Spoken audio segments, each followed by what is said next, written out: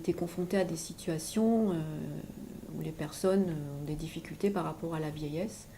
La vieillesse qui est objective ou subjective.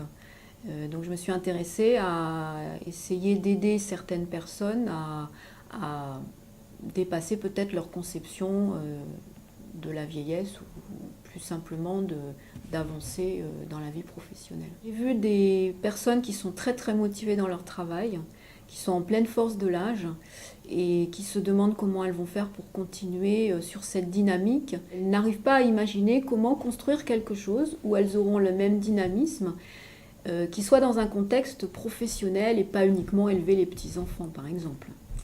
Sachant que certains, ça leur plairait d'élever les petits-enfants, mais elles auraient, par rapport à la société, elles auraient peur justement d'être catégorisées, cataloguées comme étant bon, t'as bien travaillé, maintenant t'es plus utile à la société. J'ai conçu un séminaire sur une journée et demie, et l'idée c'était de les faire réfléchir à toutes les idées négatives qui leur passaient par la tête concernant justement un moment dans l'expérience professionnelle, un moment dans la carrière qui est la retraite.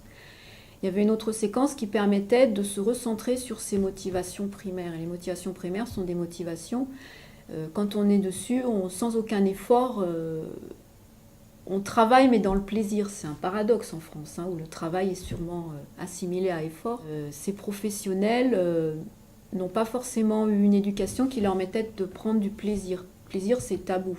Quand on travaille, on est là, excusez-moi l'expression, pour en baver. Et le lendemain, l'idée, c'était de leur faire construire un projet, justement, donc un plan d'action qui leur permettait de transposer leur motivation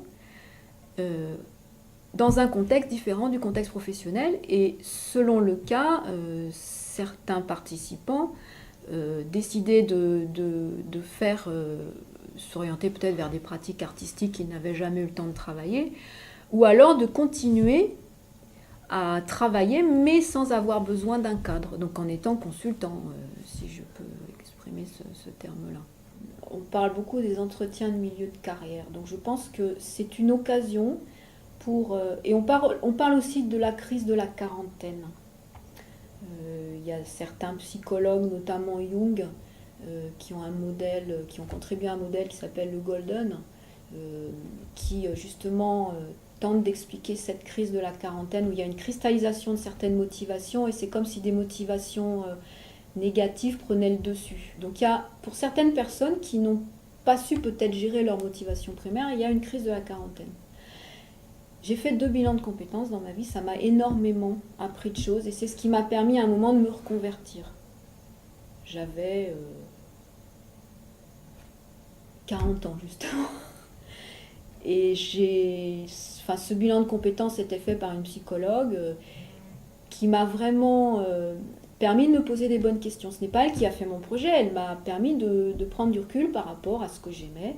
Et je me suis rendu compte que ce qui me plaisait, c'était pas d'être ingénieur. Et d'ailleurs, de plus en plus, je m'éloignais de ces métiers très techniques. C'était d'être dans la relation humaine. Donc derrière, à 40 ans, je me suis reconvertie plutôt vers des domaines formation, intervention en entreprise, mais au niveau des ressources humaines et aujourd'hui ce qu'on appelle les risques psychosociaux. Et donc je pense que l'entretien de milieu de carrière est très important.